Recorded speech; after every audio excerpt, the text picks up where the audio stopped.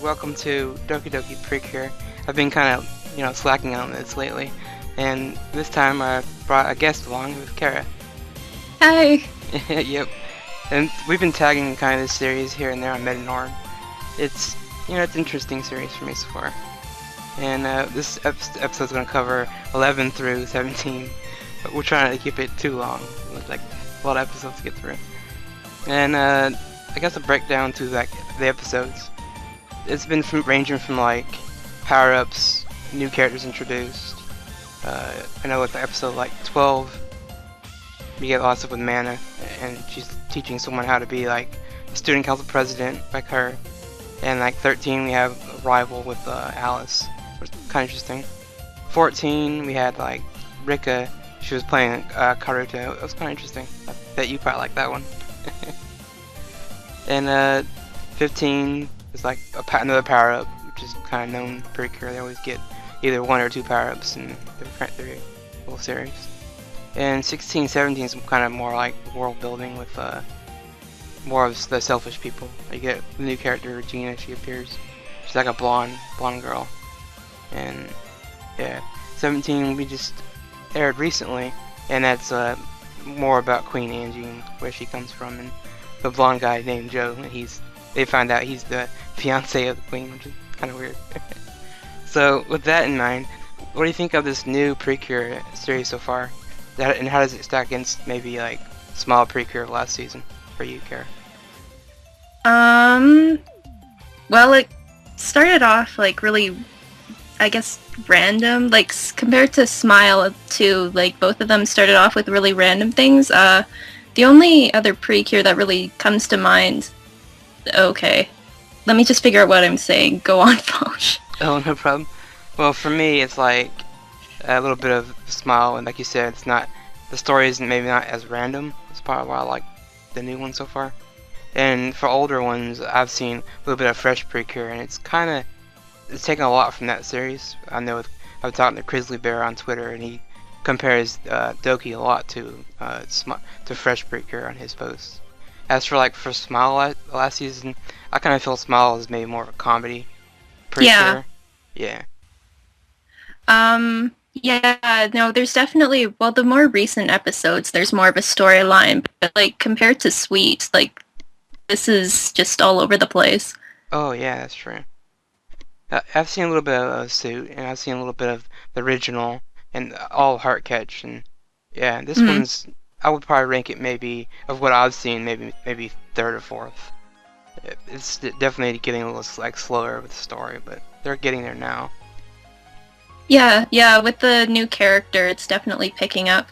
Oh yeah, with Regina's entrance, it's kind of puts a little more energy in the series for me anyway. Yeah. That's what I like with Miyuki from Smile. She's like hyper and everything. I like that. Go ahead, sir.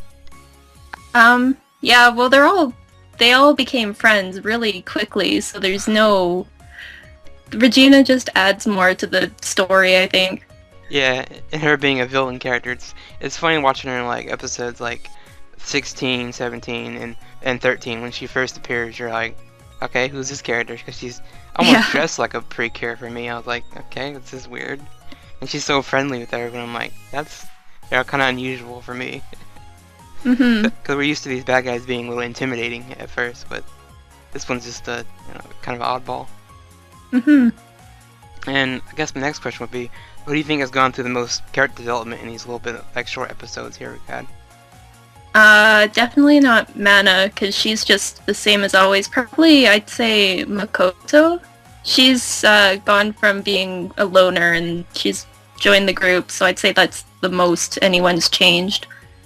Oh yeah, definitely. I feel the same way. Mana's more, she kind of is the same. She just does whatever she wants. She's very helpful. But often, she runs into these trouble where she kind of doesn't think things through. Like, becoming friends with Regina, for instance, is like, she kind of accepts her friendship way too fast. And that makes, like you said, Makoto kind of like, I don't really like that idea, because she's an enemy. That type of thing. And I know with Makoto, she's always taking her job as a Precure like serious. That's like #1 priority for her. And finding the queen and all that. Well, like, I feel like her friendship with the girls is kind of like she doesn't really want to be friends with him right now. She's kind of focused on her own goals right now. Well, I'd say nice. Go ahead. I think she still wants to be friends, but you know, definitely more than the start of the series, at least. Oh yeah, definitely. At the start, like you were saying, she was by herself, doing things by herself. Now she's part of a team. She's kind of like, still trying to find her place in that team, I guess. Yeah. Because often, like with Rika, I think she's gone through a little bit of development, probably the most of anyone so far, because they had episodes with her and she's kind of butting heads with Makoto, like thinking that you're gonna take Mana away from me and getting all jealous. So that to me was kind of interesting, and also with, I guess, episode 14 with her going from, I guess, her mom wants to be a doctor and she's kind of like wanting to do her own thing with playing karate for a while. Kind of interesting. Yeah. Sorry, go ahead. I was just agreeing with you. Oh, yeah. Yeah. And like, maybe like Alice, I think she's probably gone through like the late least. She doesn't really get much screen time. And everyone on Twitter basically calls her the Batman of the series. She's got, all this money. That's so true. She's got the butler, and he's helping her and all this. But I think she's missing like, gadgets and stuff to help her fight. But I definitely like watching her though when she gets like into a fight, because she's, I think, the most experienced fighter besides, Makoto, Yeah. of course. That episode 13 or whatever, when she got really serious, that was really fun to watch. Oh yeah, that was pretty cool. Even like her very first episode, becoming a Precure, is kind of cool. Watching her, get angry and fight is kind of funny. Yeah. And I think we're both all on the same page here. Mana hasn't really changed, and the rest of them are kind of slowly getting their screen time here and there. And Yeah. I guess the next part would be, since the series, basically revolves around a monster of the week, pretty much every episode. What has been like, I guess, your coolest and maybe weirdest looking monster so far? Lots of weird ones. I don't really think Precure monsters count as being cool. That's true. I don't know, like the cell phone and the elephant, just basically when the bad guys started morphing with the monster of the week, things just got really weird. Yeah, the cell phone was funny because it was weird because he clamps onto the girls and like shakes them. That's like his attack. And I'm like, this is kind of stupid. Like, I don't know what he's doing. And like you said, the merging with the items are kind of like, okay. Like the elephant was kind of random for me. Yeah, I have no idea where the elephant came from. Yeah, it's like, I think they're trying to do a heart catch thing where it's like they take the inner feelings and kind of change it into an object that represents them. But it's like, the elephant doesn't really make sense. And yeah, any cool ones for you so far, or not really? Well, I guess I'd have to agree with you that the Karuta one was pretty cool, though that's a lot of Chihaya Furu right there, so... Yeah, I was laughing in the episodes, like, because the monster's literally throwing giant cards at her, and she has to, like, use her whole body to, like, move the card out of the way. That's pretty funny. And, yeah, for me, I would add the soda can to the weird, because it's, like, shooting rockets at people. I'm like, this is kind of random. And, what about, I guess I already said cool ones. Yeah, the Karuta one was cool. I like that. They had a one in 17 that kind of like would turn people into stone. That was kind of interesting. It's always like when you see that happen, you're like, oh, come on, just attack them while they're stone in their statue form. Yeah, that's what I was thinking too. Yeah, I was like, all you can do is turn around. Another one I would add to is probably the mirror from like episode 15. I think it was like if they shot an attack at it, it'd bounce it back at them. Oh yeah. Those kind of episodes are like, they gotta plan a little bit before they just start swinging weapons and stuff around. And I guess the next bit would be favorite moment so far for you.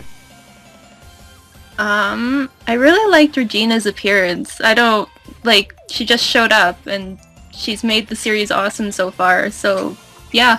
Oh yeah, definitely. Like I said before, she kind of introduces like a new energy to the series that kind of was lacking. I mean, I think Mana's funny and all, but it's like sometimes it's not, her comedy is just not as great as maybe like Miyuki or Yayoi from Smile. And from mine so far, it'd be like the power-up weapons. They've got these cool crossbows, and just seeing how each character uses it in different ways, kind of interesting. Even though I'm disappointed that Makoto as Kira's sword didn't you turn hers into a sword, and I was like, oh. Yeah, well. she says sword, but it's an arrow. Yeah, and she just shoots like a barrage of arrows. I'm like, kind of disappointing, but that's fine. Oh, in that line too, their combination attack is pretty cool. I forget what it's called, but yeah. And I think I have that written down. I think it's like lovely something arrow. It's kind of weird.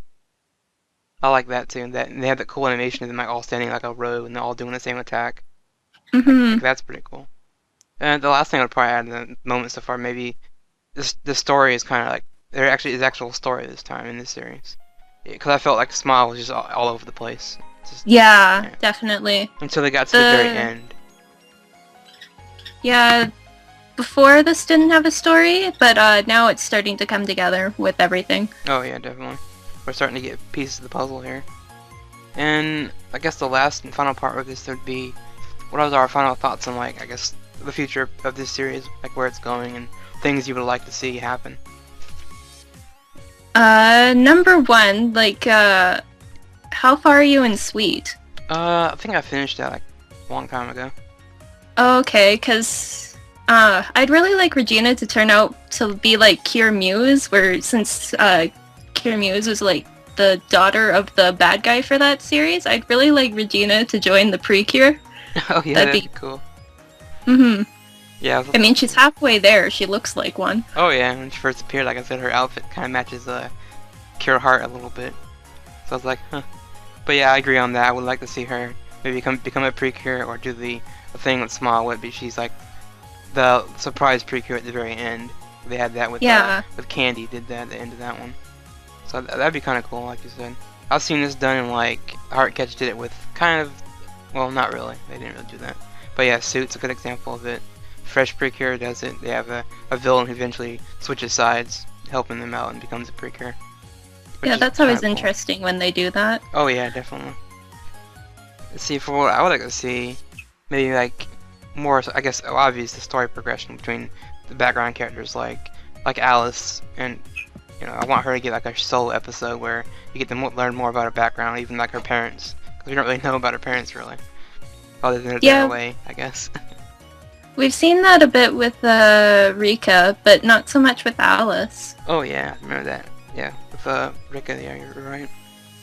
And yeah, I guess maybe them grow as a team. I would like to see, you know, Makoto kind of used to being around him, but I guess once we get past them finding the queen, maybe it might happen. Yeah, I'm just waiting for the day they realize that that baby is the person they're looking for. Yeah, I know, right? Because after Regina popped up, I was thinking, yeah, when I saw her and I saw Joe, I was like, he has blonde hair. I'm like, are they siblings? Like, that'd be kind of a cool story if they're like on opposing sides. Oh, that would. Yeah, like the brother is like trying to go against his dad because he thinks what he's doing is wrong, and you have the daughter who doesn't believe in that, and they could butt heads and fight. But yeah, with 17, they revealed that he's the queen's fiance. And I was like, that's kind of weird, different. Yeah, because we just thought he was a creeper. Oh yeah, definitely. He was just like, here's a transformation thing, and like a Cubase thing going on with him. I thought originally. And, I have a baby and an egg, and nothing is weird about that. Nothing weird about that, right? And I guess that's it for these. You know, we'll probably get back to maybe the other format, maybe do some written posts, but for now, this is a quick way of getting it out there. And I guess anything final to say? Nope. Thanks for having me on, Fosh. Oh, no problem. It was fun to get this, you know, it's fun to talk about Precure and everything with the people. Mm-hmm. And I guess that's it. Well, see you guys later. See ya.